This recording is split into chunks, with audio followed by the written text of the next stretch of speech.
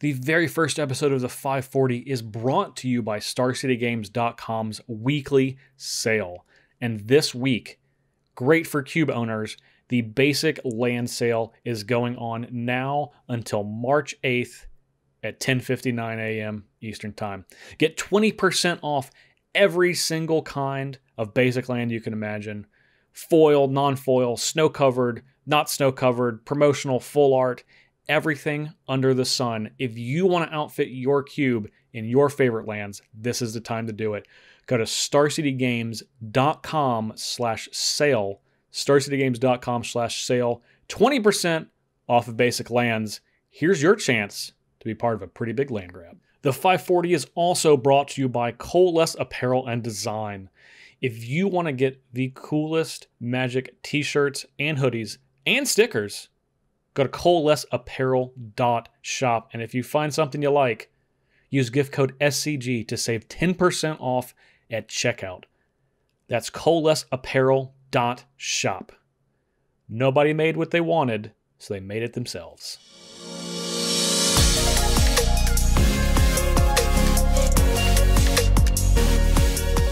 Welcome, everybody, to the inaugural episode of the 540, which some people are already calling the greatest podcast of all time and ranking 1 out of 2 on the Star City Games Podcast Network.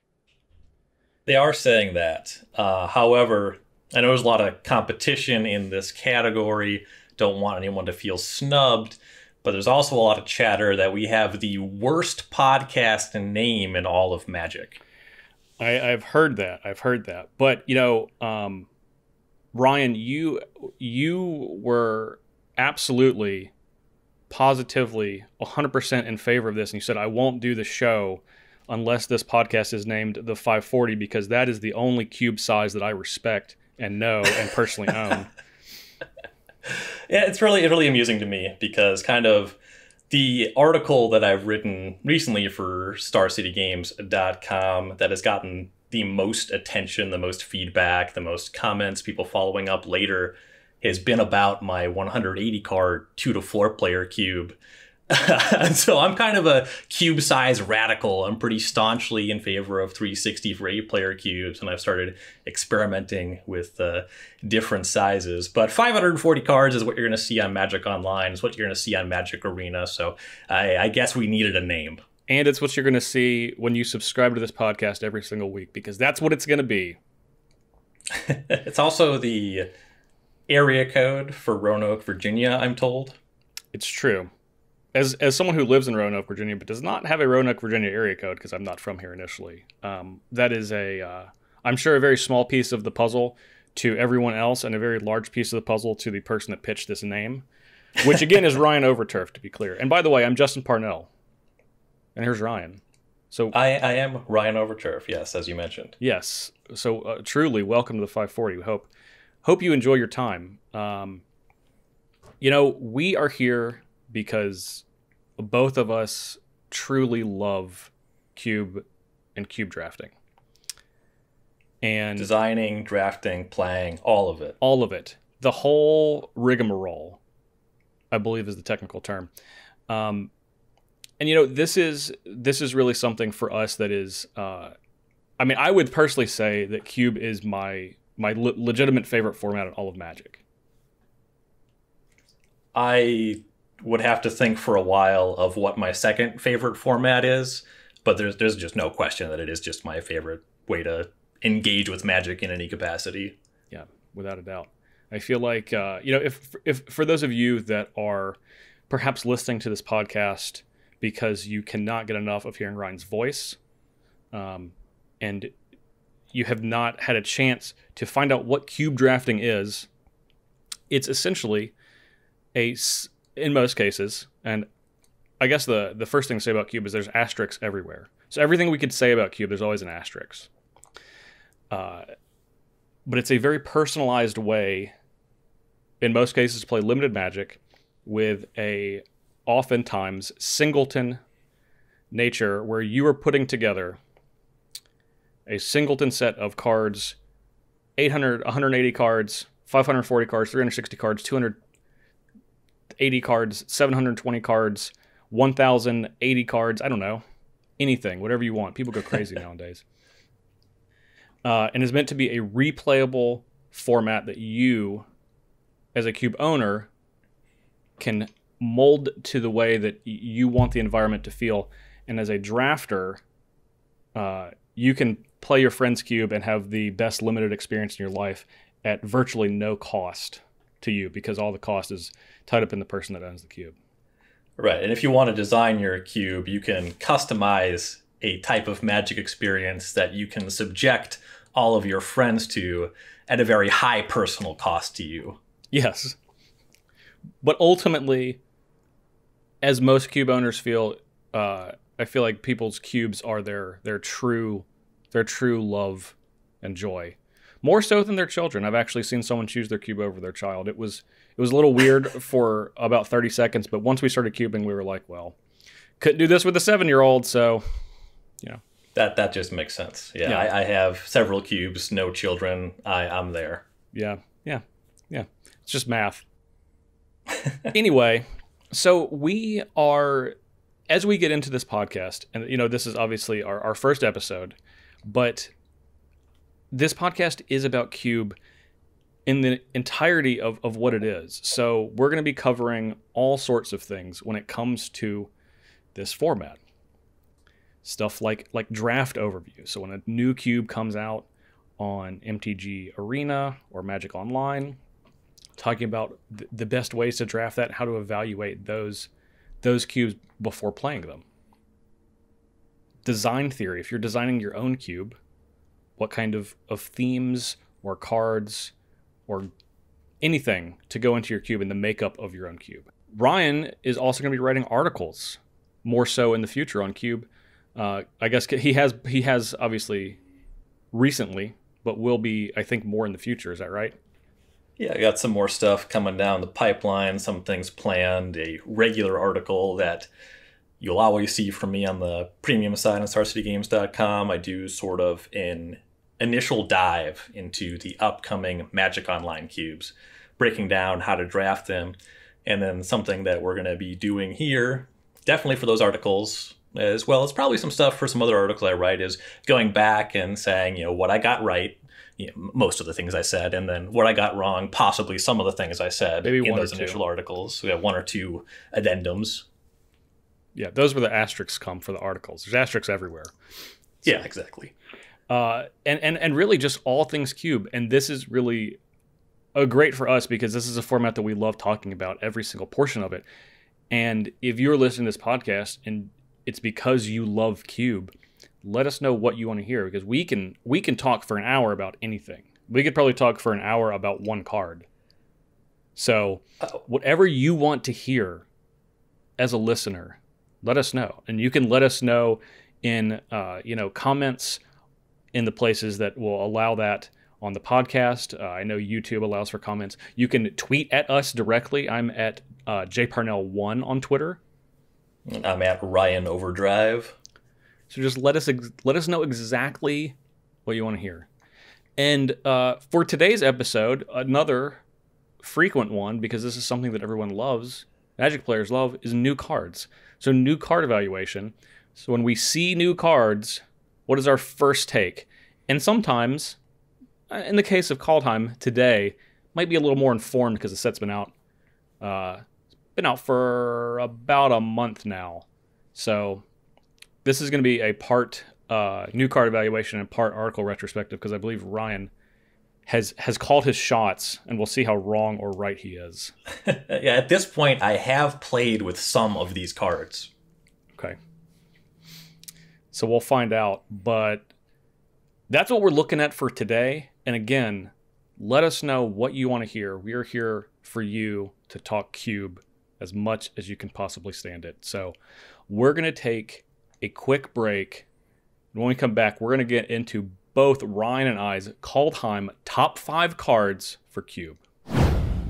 Have some extra cards laying around that you want to get rid of? Go to starcitygames.com/sell.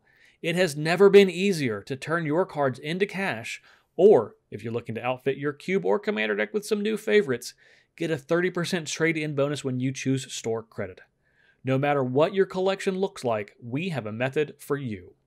Want to see exactly what every card you have is worth? Check out our buy list. Don't have time for that?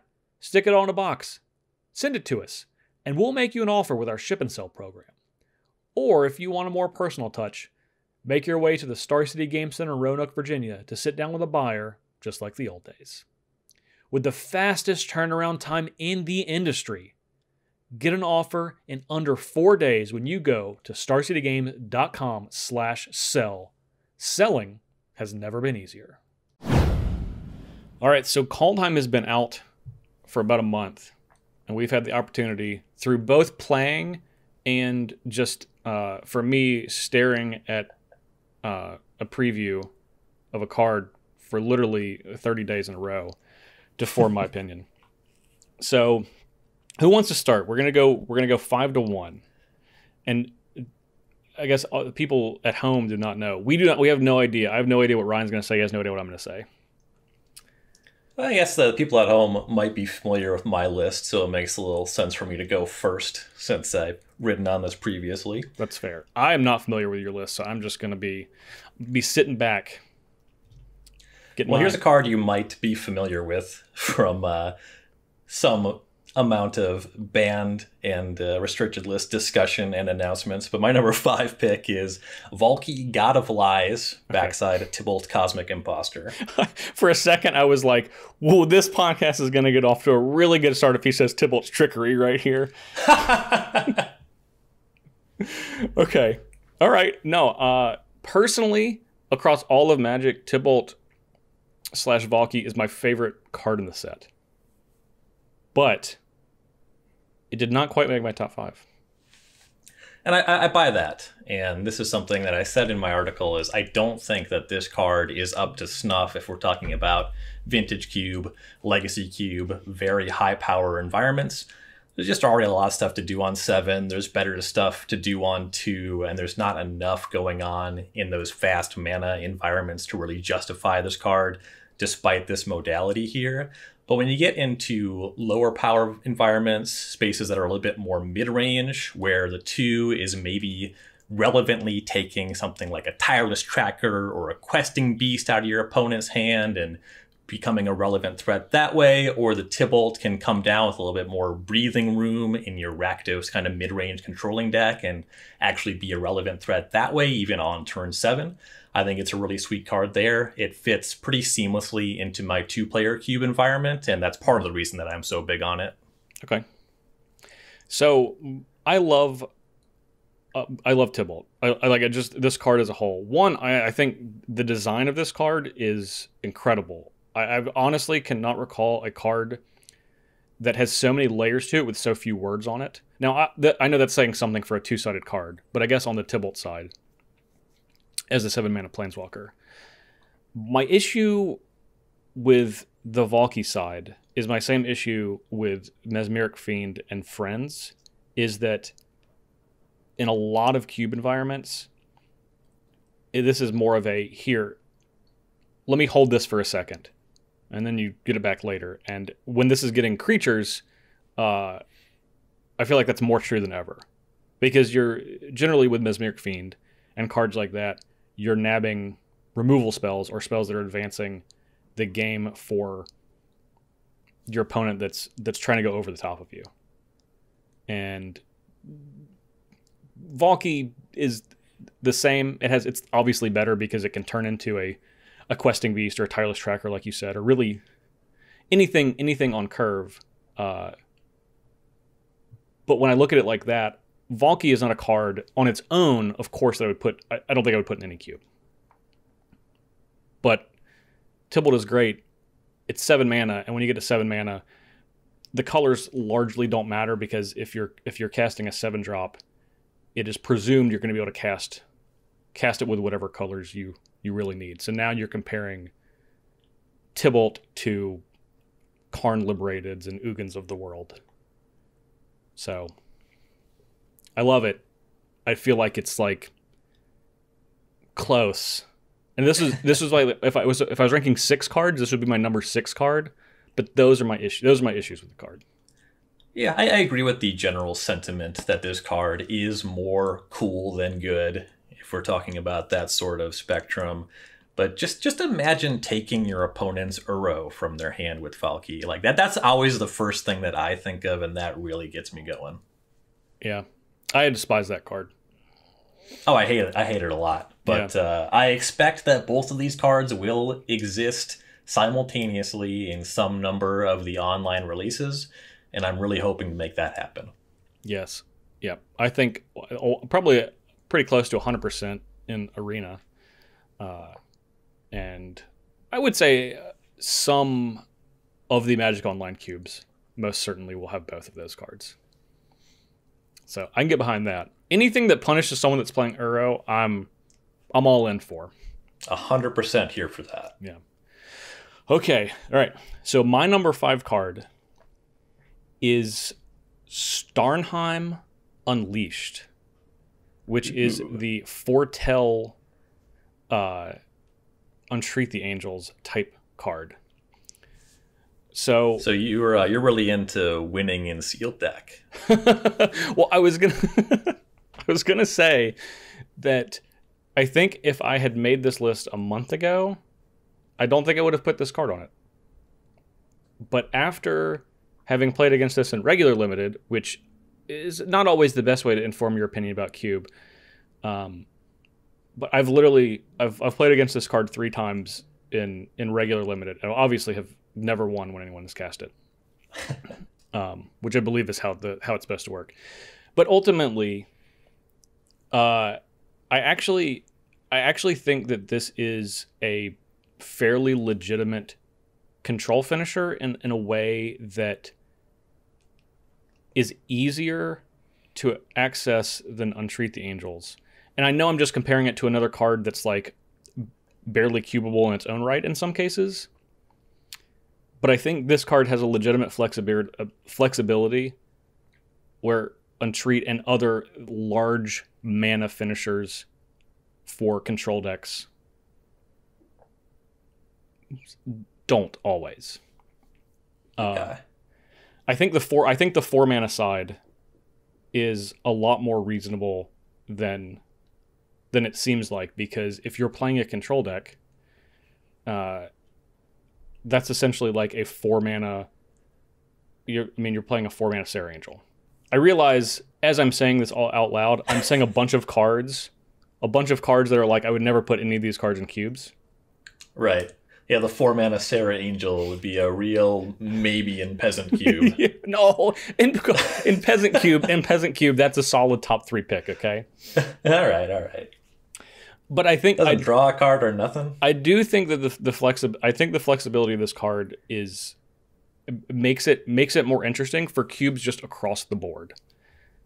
Now tell me why this card is terrible.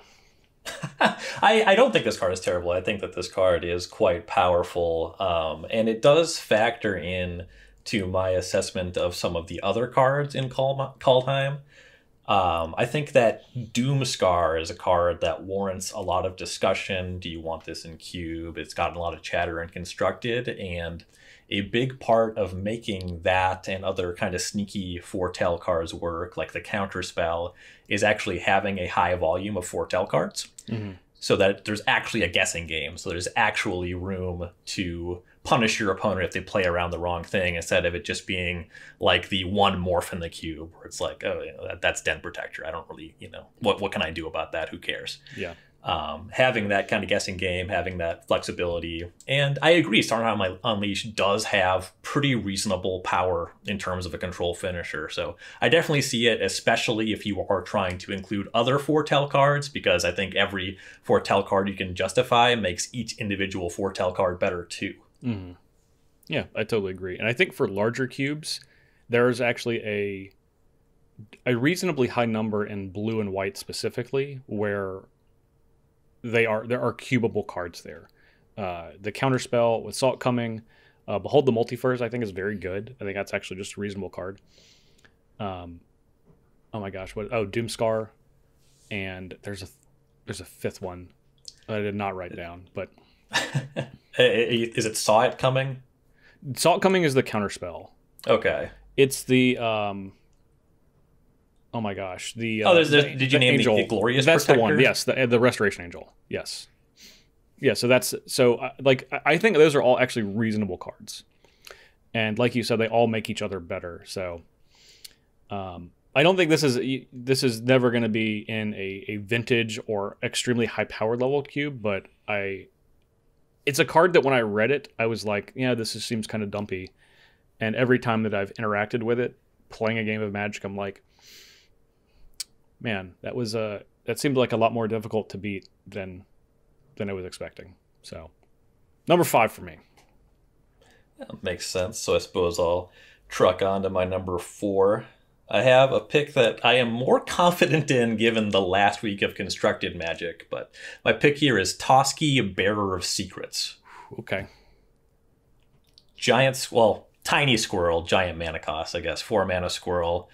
Draws you some cards, has that Edric Spymaster of Trest text going on.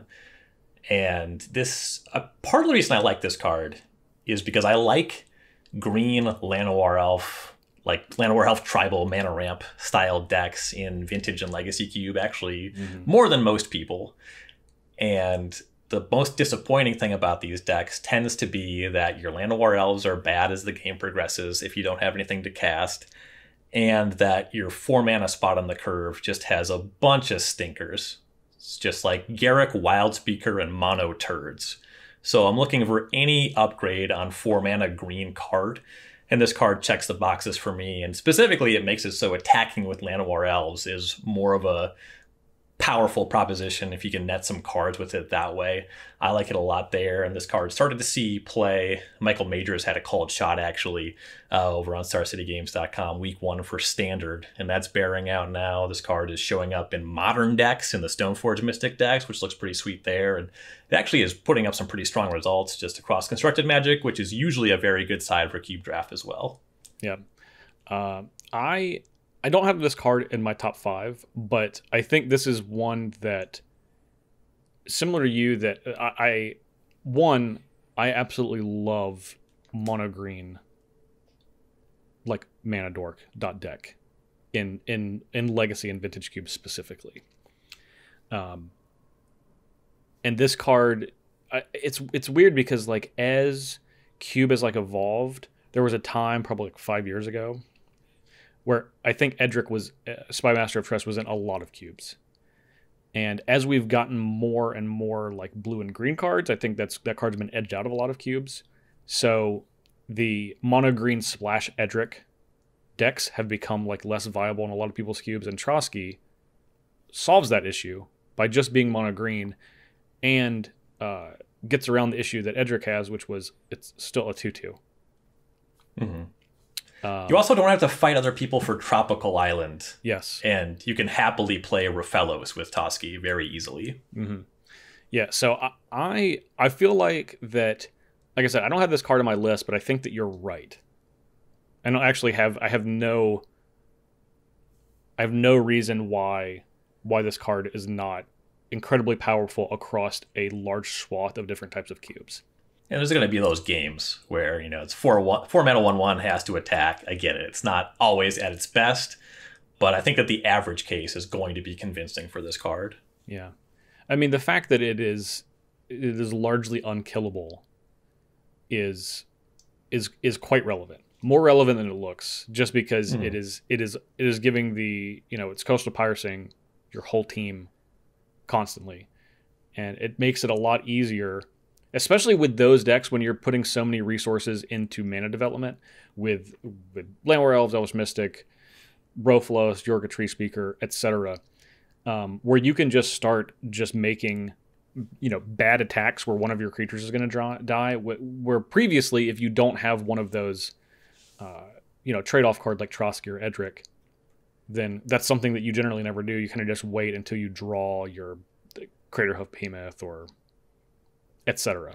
Mm-hmm. So, and it raises the value of some of the other support cards in those archetypes too, where there's some desire to play like a Sword of Feast and Famine, Sword of Fire and Ice, Umezawa's Jite in the green decks. There's sometimes a little bit of an ill fit. You'll play them as your 23rd card with Llanowar Elves, but actually having an indestructible creature to toss those equipment onto is actually a pretty real draw. Mm-hmm. definitely. And as you mentioned, specific, not just 4 mana, but the fact that this is, I think, pretty much, maybe not 100% of the time, but a high clip of the time, this is the best 4 mana target for Green Sun Zenith in those decks. Yeah. It's huge. It's massive. So, yeah, Trotsky seems pretty dope. I'll give you that. I'll give it to you, Ryan. I'm going to save a sound clip of that. Just don't get used to splice it. that into future episodes. All right. Number 4. My number 4. I've also selected a green creature. However, mine is significantly bigger, and that is Voronclux Monstrous Raider. Can't argue with this pick. I feel like that there is a chance this should be higher on the list, but I guess I'm still hesitant and have not cubed with this enough to feel like that a 6/6 for 6, regardless of the text on the card, should be higher. But honestly, I think that this card is great across the board in any cube that it is going to appear in. I agree with you that there's a chance this should be higher on the list. Yeah. I feel like that might be foreshadowing, but we'll find out later.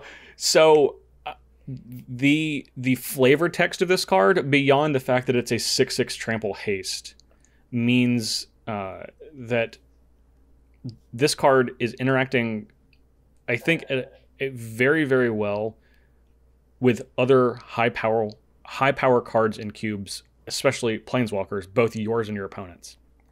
And given that cubes pretty much across the board are inundated with planeswalkers as far as a playability to it makes your deck count, whereas of course, you know, that's lower for pretty much every other card type of planeswalkers.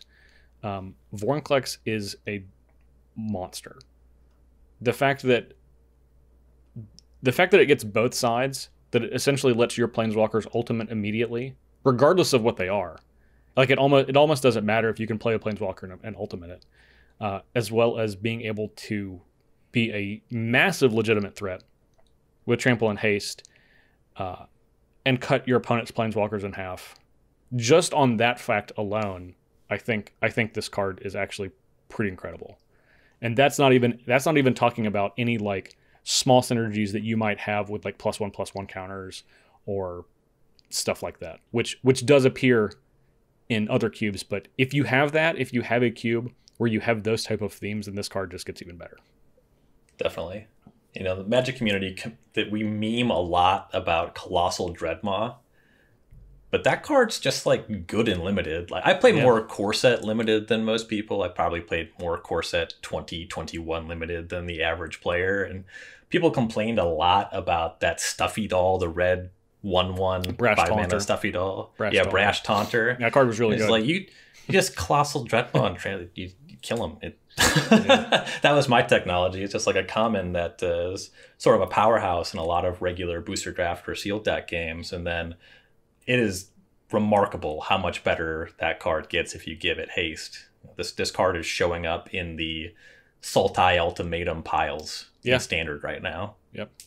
Yeah, when you can play this and you can immediately get the Kiora Best of Sea God, make an 8/8, tap your opponent's team. That's usually, I mean, obviously if they're resolving Emergent Ultimatum, the game ends shortly, but Vornclex make sure it ends shortly.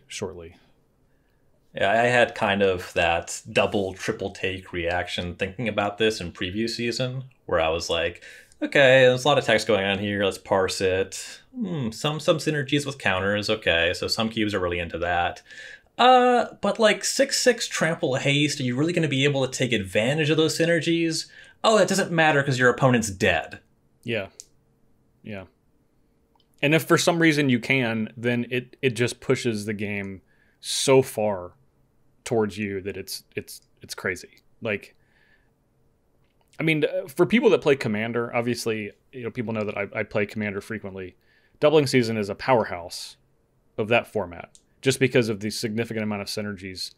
And this is literally just adding a mana to staple a 6/6 trample haste onto Doubling Season. I don't know. It's very tough to go wrong. I feel like there's not a whole lot. There's not many cubes you can put this in where this card is not good. Maybe a combo cube specifically, but even still, haste creatures are pretty good in combo cubes because that's how you kill people when you're playing the creatures. So right, yeah, you're playing haste creatures and Thalias. So I don't know. It's probably still good there. All right. Well, that's 5 and 4 on both of our lists. We got 3 and 2 coming up, but we're going to take a quick ad break. We'll be right back. The road to the Strixhaven Championship begins here. That means the SCG Tour Online is back, and here's what that means for you. Cash prizes, tens of thousands of MTG Arena gems, MTG Arena Weekend Qualifier invitations, and Strixhaven Championship invitations. Go to starcitygames.com/SCG Tour Online for event information. The road to the Strixhaven Championship begins here with the SCG Tour Online. Moving right along, you've heard our number 5 and number 4 in our top 5 list from Kaldheim here for Cube. Parnell's number 4 was Voronclex Monstrous Raider. I said that he was right. It maybe should be higher on the list because that is my number 3. Okay. And here's my Cube hot take, my big hot take for the week.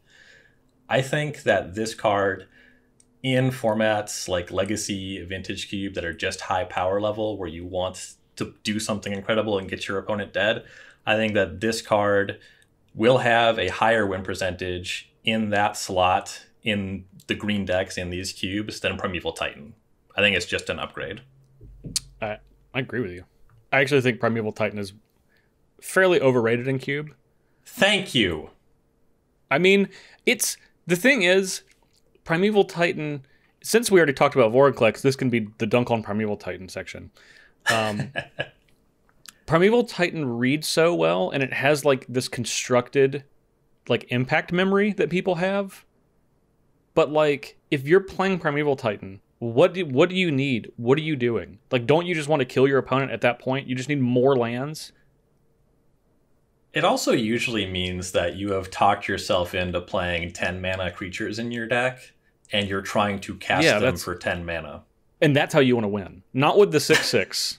But you're like, I need to play this 6/6 for 6 trampler so I can get to my win condition. What if instead you just replace that with a card that allowed you to kill your opponent for 6 mana? Or less. As we have moved in the 10 years that we've moved on from a Primeval Titan, there's been a lot more cards that can kill people for a lot less mana.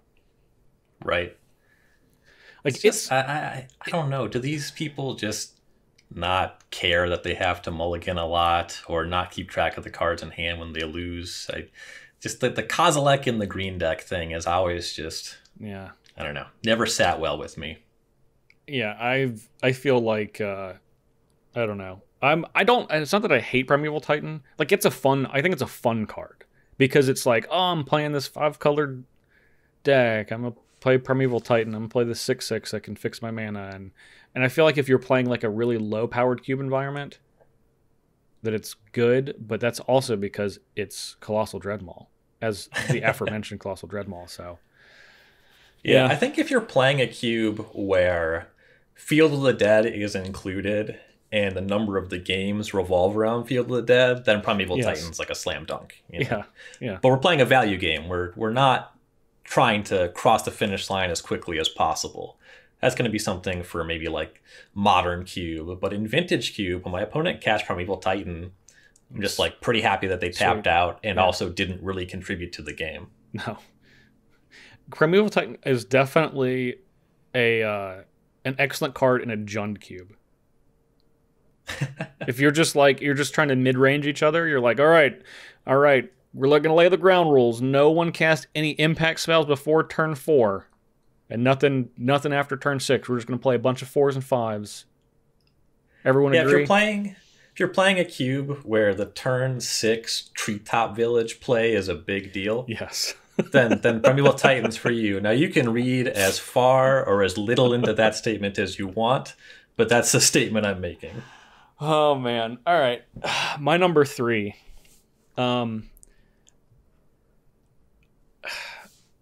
I think this card is awesome, and there's a chance that when all is said and done, and this is I'm gonna take a shot here.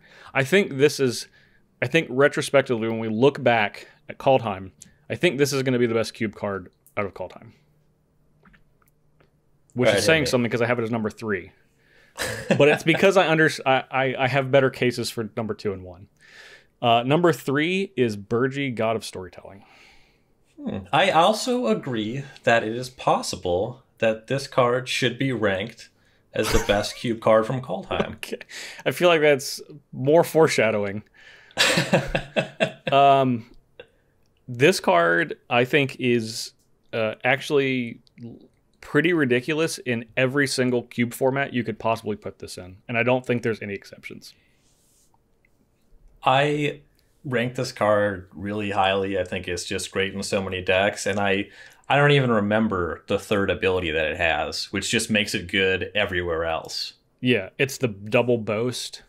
Yeah, ability. Like that's what's going to make it awesome in Arena Cube, right? It will. I mean, the thing is, okay, so here's the thing about Burgee with that. If you ever utilize that portion of Burgee, you are breaking your opponent's back in half. Game's over. Yeah, exactly. They're done. Because you're making like another dragon or like drawing an extra card. I don't know. I just feel like this card is, I think this card is so powerful. First of all, it's a 3/3 for 3, so it's like it has reasonable stats, which it actually, upon like playing with this card, has no reason to. Not necessary, but it does. It's 3/3 for 3. Obviously, in combo cubes, this card is ludicrous on both sides. I don't remember the name of the backside. I know it's a horn. Let me see if I can pull it up real quick. You. Harnfell, Horn of Bounty. Horn of Bounty. Yeah, discard a card. So discard, also not even exile. Discard a card from your hand. Exile top 2 cards of your library. You may play those cards this turn. So this is like a combo piece on both sides. Is exceptional in aggressive decks. Because if you don't need Burgee, then you can turn all your extra nonsense into ways to kill your opponent. Like Vornclex and not Primeval Titan. And if you're playing a mid-range deck, you can just legitimately make this a part of your plan with getting the horn out. So yeah, I mean, 3 mana, 3/3, like you said, just a good body, especially for a red deck. That's going to get better if we're getting into stuff like Arena Cube, where just the red creatures, there's only so many that are so good. And then you have the backside, the Harnfell, that just is this value engine, which is fine in those decks. But then that scales really well as we go back into formats like Legacy and Vintage Cube, where we see now and again new cards added as sort of peripheral elements for Storm decks. You have some stuff that maybe makes some mana, some stuff that maybe generates some value. And this is a split card that does one or the other. So it's like a little bit more expensive, but it's kind of a Baral on the front side. Yeah. And then on the back side, it's very similar to the Mirari Conjecture. Not as powerful if you wait 3 turns, but you probably only have to wait 1 turn to actually close the game in a Storm deck. Oh, yeah, for sure. To me, ultimately, this card feels like a... I'm literally blanking on the name. A runaway Steamkin that is cubable. Just on the front side. Yeah. Because generally you're getting it to a 3/3 and a 4/4 and you're making a bunch of mana. With Burgee, you just get to do that along the way the whole time. It also is just any spell. It's not even just red spells like Yes. Steamkin. Yes. Yeah. Anything. Yeah. Yeah, this card, I think this card is great. And the only reason I have 2 cards ahead of this is because I can make much clearer cases for those cards considering what they are, but I don't want to get too ahead of ourselves. We still got 2 we can still got 2 more to go. All right, so that was number 3 for me. So Ryan, So my number 2 showed up in the discussion of one of your earlier cards. I have Glorious Protector in my 2 slot. okay. And I think that this card really executes. So the obvious comparison is to Restoration Angel. And Restoration Angel is great if you're trying to blink things and generate value. But we're talking about high power environments that are the control decks are killing all the creatures at every turn. The game could end at any juncture. Having this flash threat that can actually just protect your team from a sweeper, still be a flash blocker, flash attacker, not worry as much about getting something online first to blink for value. I think in a lot of games, Glorious Protector actually plays better than Restoration Angel. In particular, if we're talking about environments that are just the best card style cubes with Wrath of Gods and whatnot. Okay. I think that ultimately Restoration Angel tends to do more cute stuff than good stuff. Now, that being said, I love to do cute stuff in cube. So I'm all about that. I mean, I think this card is good because on a stat line alone, Flash Flying 3/4, and the effect that it has Foretell, as we talked about before. I don't know. The Foretell is also interesting because it means if you foretell it on 2, then you're playing the 3/4 Flash Flyer on turn 3 for 3 mana. Yeah. And that's the role Restoration Angel is playing in a control matchup, is attacking planeswalkers, right? Yes. So just doing that a little bit earlier is kind of a big deal in those matchups too. Yeah, that's true. That's true. I guess I feel like if I'm drafting, so let's say I'm drafting an aggressive deck. Restoration Angel it's not a card I'm looking for highly enough compared to other people that would pick the card for me to generally get. Does that make sense?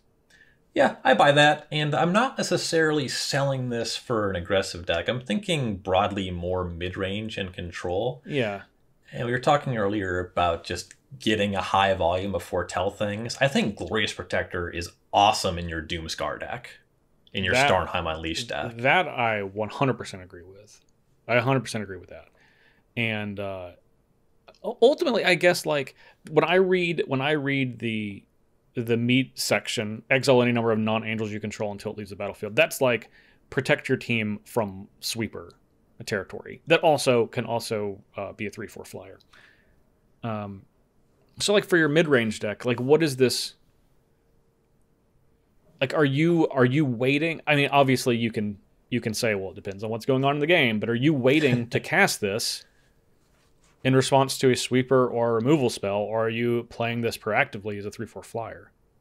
So, I mean, you said kind of facetiously it is pretty contextual, Yeah. but this card has stats that make it both easier to read the context and also more forgiving if you're slightly wrong. Just three power creatures attacking. That's just such a significant number on offense, right? Yeah, especially with jump flying. from 2 to 3 takes massive. 10 hits down to 7 to kill your opponent. Mm-hmm. And if we're talking about a deck that has some reach in some way, I don't know if you're playing a cube with Siege Rhino, that's a card that comes to mind. For whatever reason, I got Siege Rhino on the brain. But just anything that makes it easier to get one more shot for 3 in tends to be a big deal in a lot of games. Okay. I like this card, and I think this is definitely a cubable card. I just don't think I'm as hot on it as you are. I think it's a lot closer to Restoration Angel than you do. Yeah, I think that's reasonable, and I will say that I have not slotted this one into any of my personal cubes, though I am intrigued to see it in some of the online offerings.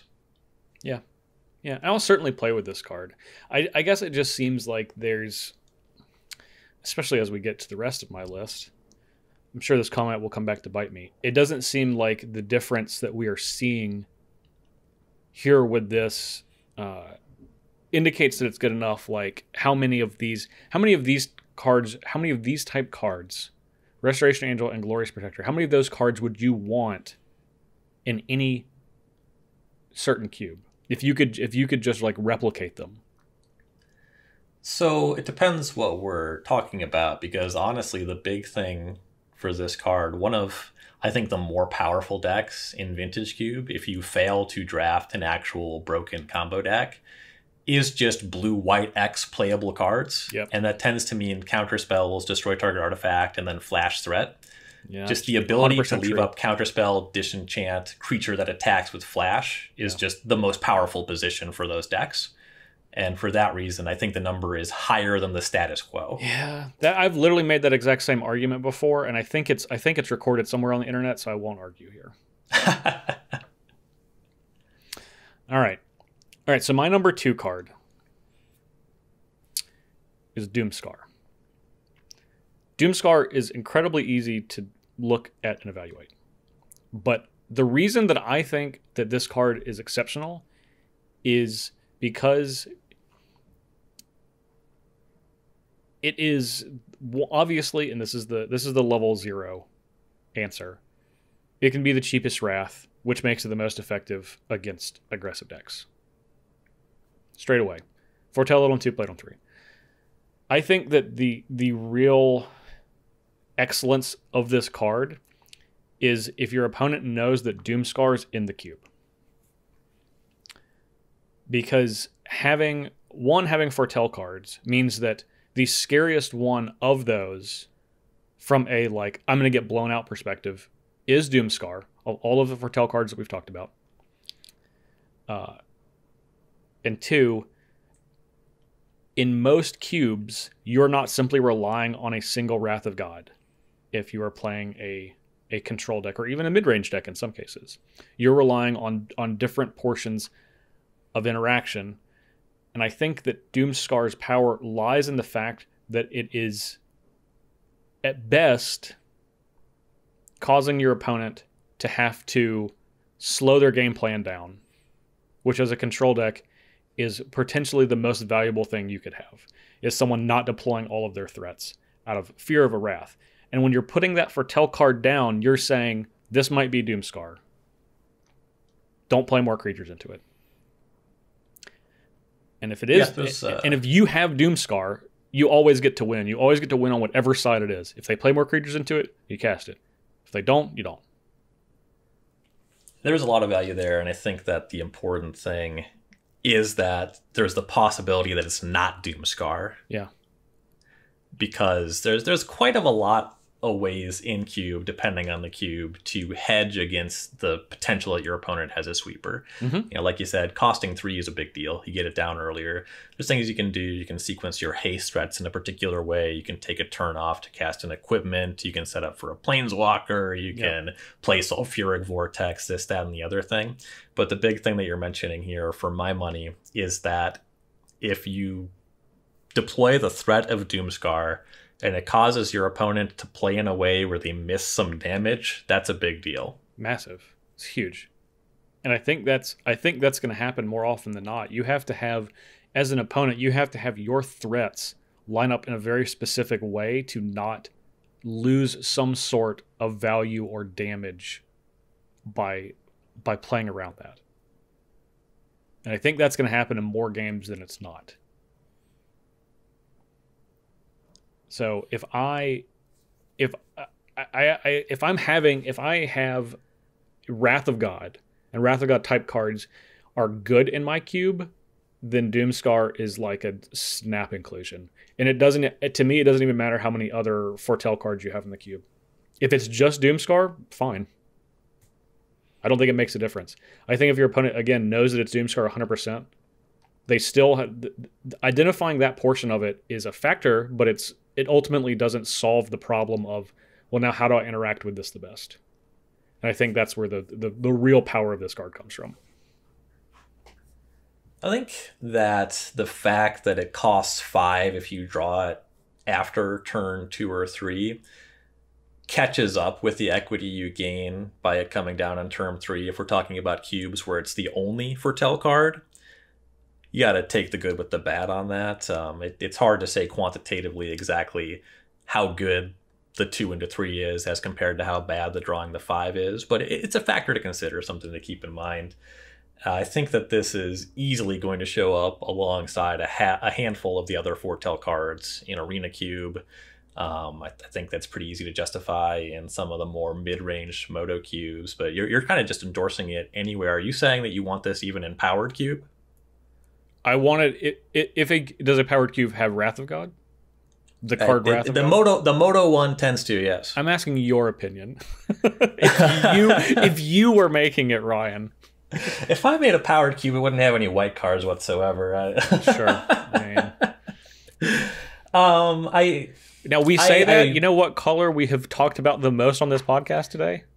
It's white cards. We talk about a lot of white cards for cube and Kaldheim. This is actually something that I praise Wizards of the Coast for. R&D for this set. I think that it's awesome that this set is bringing so many awesome white cards to the forefront and considerations for white in cube and other formats, because that's a big part of the broad conversation with Magic players is, hey, white sucks, can you fix it? And it seems to me, from my perspective, that they are taking legitimate, genuine efforts to make white better. I agree. And I think, I guess as a segue, when people say we want white to be good, white previously was good, or its powerful cards were Wrath of Gods and Balances and Armageddons. So I don't think people know what they're asking for when they say, oh, it's really easy. Just print more powerful white cards like there used to be. And I think that the work that Wizards has been doing has been more difficult than they've been given credit for. And I think that they are doing a good job, as we see very clearly in Kaldheim, and we'll probably continue to see going forward. And you're getting more and more insights into what they're doing, what they have tried that didn't work, what they are trying that is working. One thing they talked about a lot, something that I really praised with Glorious Protector, just more flash threats. That definitely matters. Yeah. If you're going to make sure that they lose the hardest to sweepers, then give them threats that you can play afterwards.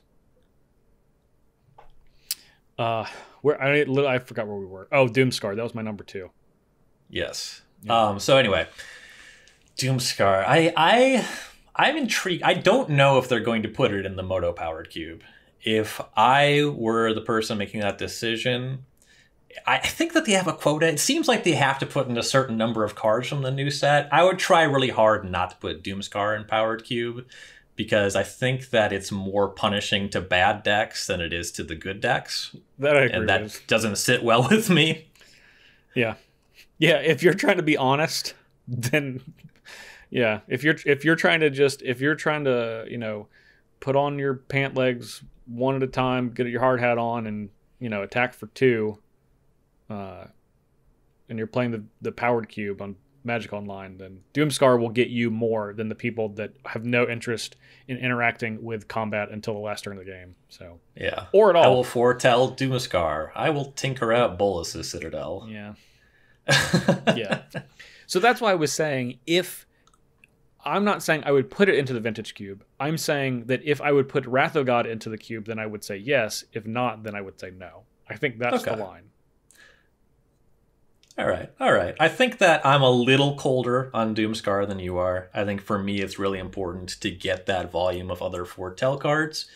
And that's one that I am open to changing my position as I get more experience playing with and against the card. Okay. That's fair. I think it's it's an all-time great. History in the making. All-time great. All-time great white Wrath of God. The release date of Kaldheim will be forever celebrated as Doomscar Day. Exactly. Yeah. Doomscar Day. Is that the last white card on our list? I don't know. Maybe it is, maybe it isn't. Well, I think you do know, because I don't have any white cards left. So if there is But the viewers and listeners don't know, Ryan. I don't know that you don't have any white cards. You might be lying right now. I did only heavily imply it, not outright state it. I apologize. Great. We're going to take our last break, and when we come back, we're going to talk about our number 1 cube pick for Kaldheim and our overall thoughts on the set. We'll be back in just a moment. Time Spiral Remastered. You can order this today on StarCityGames.com. Time Spiral Remastered is a new way to experience Time Spiral Block, which is older than I would like to admit, originally released in 2006 and 2007. and it features fan favorites from Time Spiral, Planar Chaos, and Future Sight, all distilled into one draft experience. And this is actually the first remastered set we've ever seen in paper Magic the Gathering, which is pretty awesome, and it comes with those new old border alternate printings that I personally can't wait to get my hands on. And you can pre-order your own Time Spiral Remastered product today at StarCityGames.com. The time has come. We are on to our number one cards from Kaldheim, 4-cube draft. This is a pretty big reveal. I'll start with my number one. Can I get a drum roll, Justin? All right, my card is Burgee, God of Storytelling, or Harnfell, Horn of Bounty. Yep. We talked about it before. I got nothing but good things to say about the God of Storytelling. I'm thinking about changing religions. This is now my new faith. This card is just nice. I always want to call it the God of Storm. I mean, it could be the god of whatever you want. That's part of the greatness of the card, right? At least one of 2, 3 things that you want. Yeah. I mean, I can't disagree with this being 1. I said that there was a chance when I put it at 3 that I was underselling it. And honestly, that's just because I've not cubed with the card yet. I feel like there's a chance that when I cube with it, I'm like, of course this card is exceptional. And I think it is exceptional, but... It's another one that is showing up in Constructed. We're seeing it in Vintage. And, you know, that's the closest constructed format there is to Singleton. So usually a pretty good endorsement for Cube. It's showing up some. And Caleb Shearer's playing 1 or 2 copies in Modern Storm. This card is just really nice. Yeah. I mean, it's great. It's a great card. It's a great card. I feel like I stole some of your thunder. I talked about it a lot in my number 3 spot, and it's your number 1 card. You know, I have less to talk about, but there is that quiet self-satisfaction from being right. Yeah, yeah. Well, we'll see. So my number one card, and this is, I think this can truly be the only answer, and it's a card that we have not talked about, and it is arguably the most boring card that we're going to be talking about today. Ooh. And I feel like with that, you probably can figure out what it is. I have a guess. I'm afraid to guess because I don't want to be wrong, but I feel priced in because I've talked about it too much. Okay. So you're going to take a guess or no? No so shame my in not boring guessing. card... Yeah, so I guess I'll justify my guess because this is a card that I put in my top 10 list because I felt like I had to, and it's going to show up in a bunch of cubes, but how much does it really matter? I have Usher of the Fallen as my number 10, and it's the card I think you're talking about, but I don't know if I'm right. No, it's actually Goldspan. No, I'm just kidding. It is Usher of the Fallen. It's Usher the Fallen because this card flat out is going to appear in the most cubes, and I think that this is the best aggressive white 1-drop for cube. Okay, yeah, it's definitely a big deal. 1 mana 2/1. You'll play as many of these as you can get in the decks that you want to. Yeah. But you're saying the best Savannah Lions of all time. Yes, I am. The release date of Kaldheim is Doomscar Usher of the Fallen Day. Yeah. Yes, I legitimately believe this is, and the thing is, like, it's not sexy. It's not Burgee. Okay, you picked a very sexy card as your number 1 card, and I can respect that. But ultimately, I know that if I'm playing a cube, and the strategy in part of white is to attack with creatures, this card's going to be in that cube, and it's going to perform better, in my opinion, than any other white 1-drop. It has good types too. Yes. It has 3 good creature types printed on the card. Yes. Spirit Warrior and Human for the token. It really has a lot going for it. And the thing is, it's so basic. We're talking a 2/1 for 1, and there's a dozen of these. Some of them better than others. Savannah Lines being like arguably the worst of those, but it's the first. But ultimately, like, this straight away, if you're attacking in white, this will be in the cube, and it should be in your cube. It's the only card I think that we have talked. I think Burgee and maybe Vornclex, of all of the cards that we've talked about, should go in pretty much every cube. Now, if there's a combo cube and you're like, there's no white 1-drops, then sure. But other than that, if there's a white 1-drop in your cube that attacks, this should be it. This should be the one.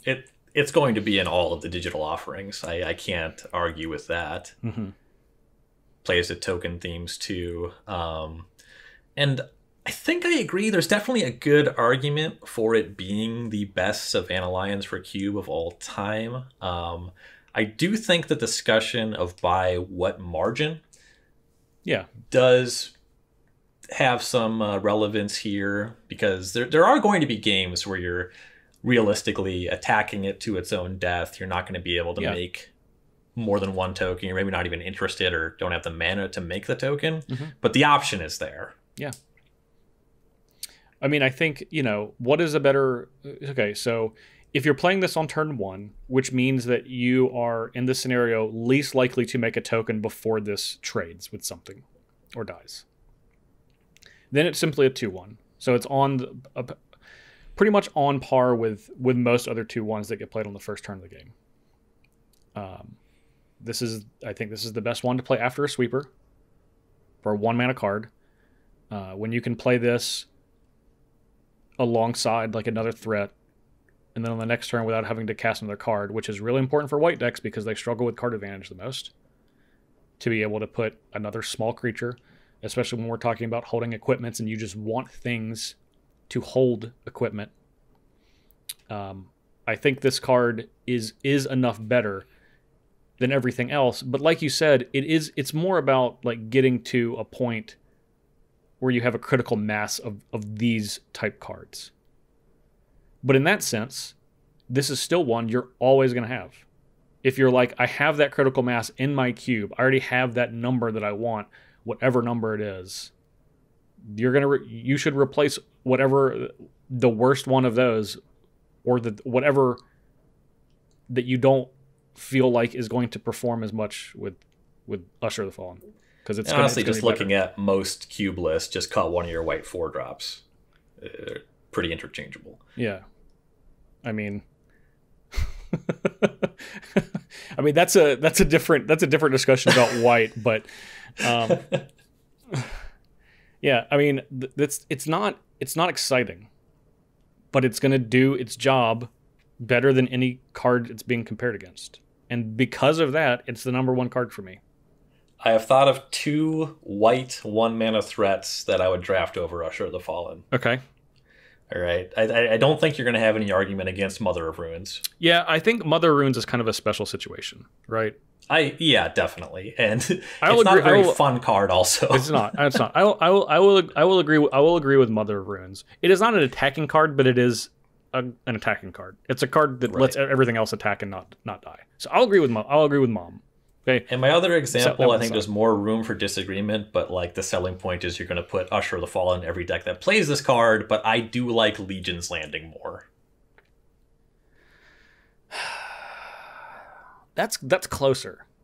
Legion's Landing is close. I think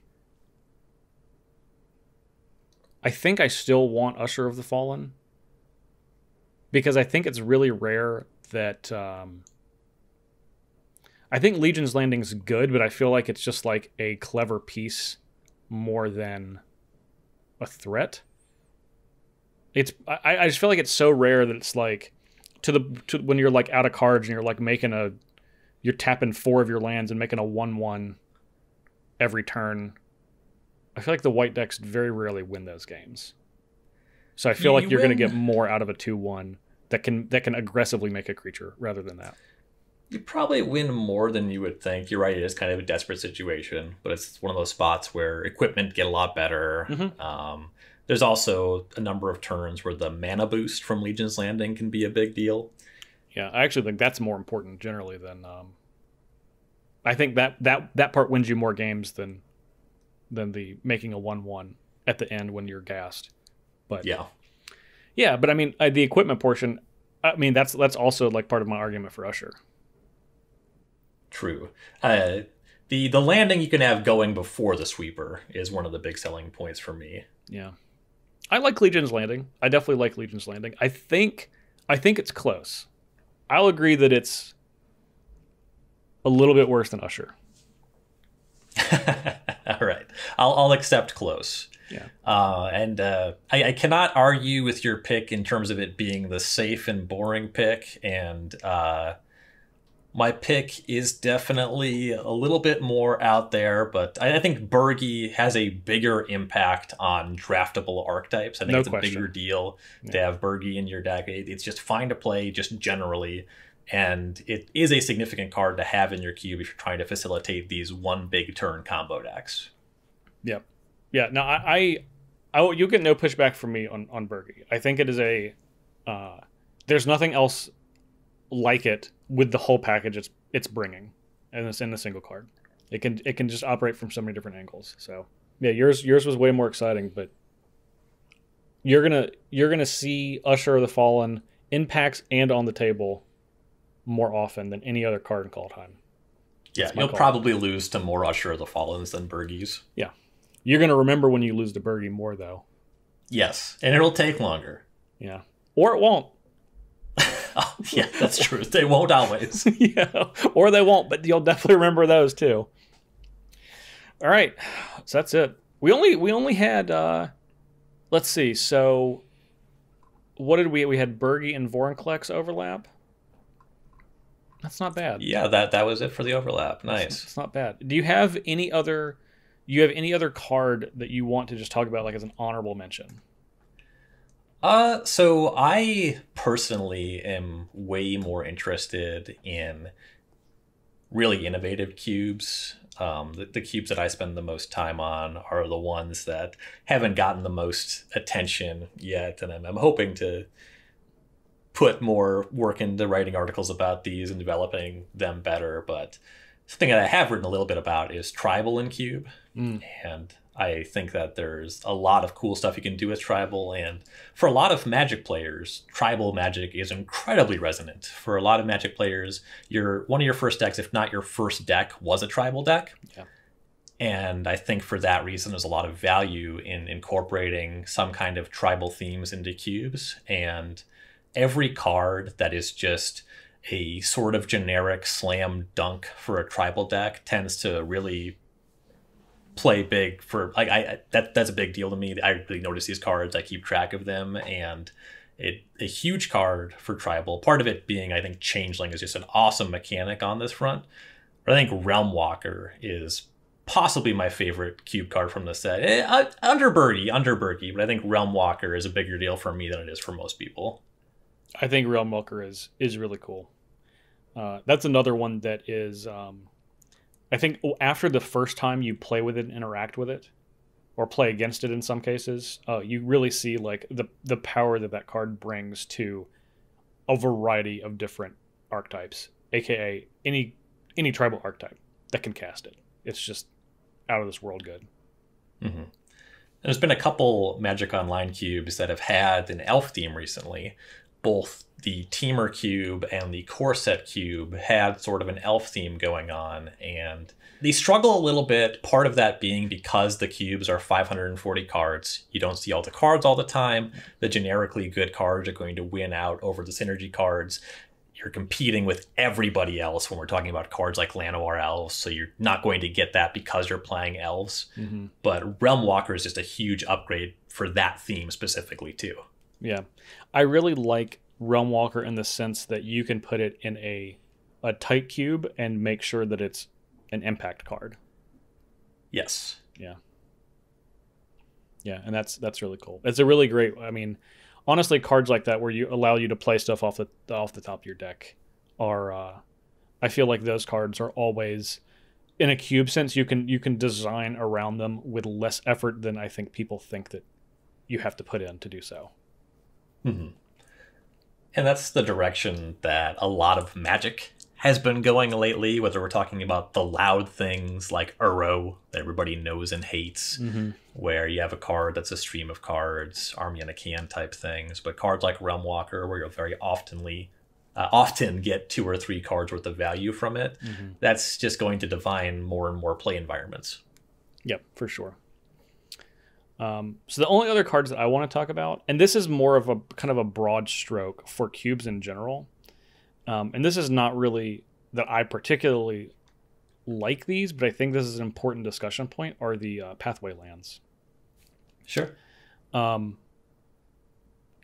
You know, I don't know how you feel about this, but something that is really, really important to me in cubes is that for lands, if it is a regular cube, meaning it's not, you know, it would be like your Grixis cube or a Temur cube or something like that. If all of the colors are represented roughly evenly, something I feel very strongly about is having an equal number of 2-color lands in your cube. I feel like when you don't have that, when people have opted to have 1 or 2, either more or less than the others, you end up restricting your drafters from things that you are not conceptualizing they can do. And I think that that's part of the magic of cubes, being able to put together an archetype or a deck that works, that people have not necessarily seen before. It's not something that was theorized when the cube was put together. And I think having access to an even number of 2-color mana sources or lands that can make 2 different colors of mana, I think is really critical to that function. Okay, so you're praising it largely for being a complete ally plus enemy cycle 2-color set of lands. Yes. I think it would take a larger cube for me to put these in, because you know, they're, I would say, on the less powerful side. But I do think that if you are having, in the context of having an equal number of 2 mana lands available to your drafters in your cube, I think the aggressive ones in this cycle are some to consider, where you don't necessarily want, like, come into play tapped lands. You know, like something like Celestial Colonnade is great, but then you look and you're like, well, I don't want Lava Claw Reaches as a part of that cycle. I was just going to say Lava Claw Reaches is so bad and Rakdos deserves better. Yeah, and I think that having a card like this, where you can take parts of this cycle to kind of go along with the fast lands, which I think are popular ones for aggressively slanted color combinations. I think these are also really good ones, because these don't hurt you on turn 4 either. They also, if you're trying to play specifically the pathway lands, they help kind of a problem that some cubes have, and cubes are going to skew this way more and more the more just you fill them up with generically powerful cards. But people playing 4 and 5 color good card decks with no real identity, forcing them to play some lands that only tap for 1 color of mana but still fix for the 2-color decks is going to address that problem some over filling up with fetches, dual shocks. Yeah, and I think these are, I guess that's why I actually want to bring these up. Really, is I want people to consider these as a tool, even though, like, on their face they're less powerful. But I do think that they have some specific uses that cause for some interesting decision making when you are drafting in a cube. So, and being able to have 10 means you have the entire cycle to choose from, and you're not kind of pigeonholed into saying, oh, I only have 6 or 4 or whatever. So, and I think for much larger cubes, for 720 card cubes, for people that have those that really just want an extremely varied drafting experience, I think these are in the top half of 2-color dual land cycles. So yeah, definitely. All right. Any other thoughts on, like, Kaldheim overall for cube? Just this set from a cube perspective as a whole. I mean, I think that kind of a damper on Kaldheim preview season for me was that one of the major mechanics was snow, because snow doesn't really play in most of the cubes that I'm working on. So I kind of had my eyes glazed over for a number of the cards. In general, though, this isn't so much just a Kaldheim thing, but every set release has something to keep in mind for cube, which was not necessarily the case a couple 3 years ago. There would be sets where you're scraping to find 3 cards that are going to actually end up staying in your cube over time. And even though Kaldheim does have this snow theme that I don't necessarily love, there's still plenty going on. Changelings were a hit for me, even though I didn't get any 1-mana changelings. I really wanted some 1-mana changelings, but Realmwalker was a nice one, and there's just more and more awesome cards to customize cubes, and I think that they've been doing a great job releasing that. Yeah. And we touched on white a little bit earlier, that I think this is a really great set for white, for cube, just pretty much across the board. There's a lot of really interesting and relatively powerful cards in that, you know, in both in white, just as a color as a whole, and for specific strategies that you could be adding. I'm kind of just looking through the list, and there's definitely some other cubable cards, especially at lower powered cubes if you're playing a pauper or peasant cube, that I think that you get a lot to offer from Kaldheim for white. So kudos to Wizards for that. I'm also really happy that they have continued with modal dual face cards. You know, that's largely praise for Zendikar Rising, but we're seeing more of them. Valky was on my list for my top 5. Burgee, obviously my number 1, is another MDFC. I like the White God a lot, Halvar, because it's just like a reasonable creature to put in your deck that cares about an equipment, which is pretty awesome. Yeah, the equipment side is particularly awesome, especially for cube. I think that's the more desirable side. But if you need a 4/4 to beat down with because you have equipment laying around, you don't have anything to equip to it, then I think that's a good card too. Yeah, white across the board. Thumbs up from both of us here. At the 540. Yes, the name of the podcast. At the name of the podcast and Ryan's preferred size for cubes, to remind everyone. He won't. He simply won't make any other cube size other than 540. Hence the name. Yeah. That's why we're here. That's the whole thing. So you touched on snow. I feel like we might be circling back around to that, because there may be some stones left unturned with snow cards. So yeah, we'll try to make my heart grow 3 sizes and adapt an appreciation for snow. Okay, great. So we want to thank everybody for listening to this first episode. Make sure to subscribe to this podcast on any of the ways or methods or places that you're subscribing to podcasts to: Apple Podcasts, Spotify, Google Podcasts, Amazon, Stitcher, YouTube, your podcast app on your phone or tablet, etc. I think someone was asking about RSS feeds. Surely that will be a thing that you'll be able to do in the future, but I don't know right now. So someone smarter than me can figure that out. But make sure to hit that subscribe button. And if you are in a place you are able to leave a review, something like Apple Podcasts or Spotify, any of those really, leaving a review actually helps people see this podcast. As we'd like to say on YouTube, for the algorithm, but it's true. The more you interact with it will help the visibility of the 540 for everyone else that has not yet found it. We would really, really like them to. And you really, really like them to, because if you're listening at this point, you enjoyed the podcast and you want this to keep going. And I don't want Ryan and I to be out of a job just because you didn't leave a review. That would be terrible on your conscience. Yes, we'd really appreciate that. And that can be anything. It can be a positive or negative feedback regarding the name, even though it's not going to change, or positive feedback regarding us and our content.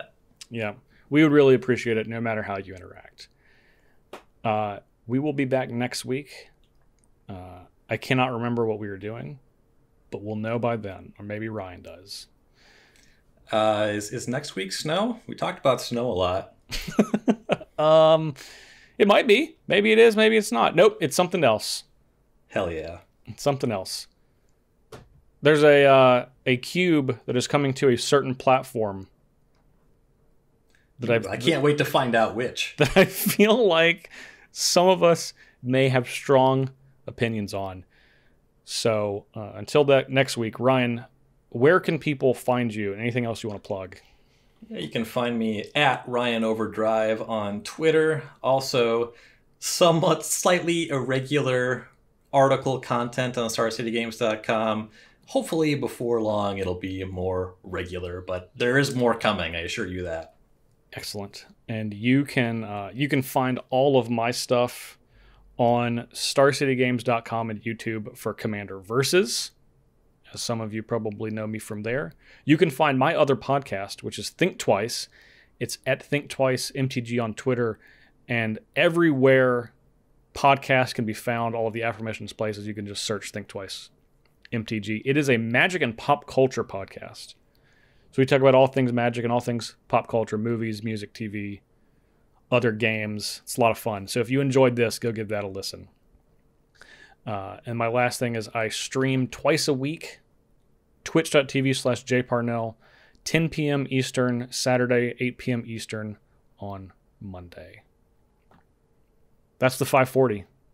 Hope you enjoyed. Ryan got most of the things right. He did okay.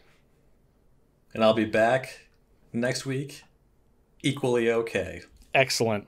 That's what we're looking for. The okayest podcast in the land. Thanks, everyone, for listening to 540. We'll catch you next time.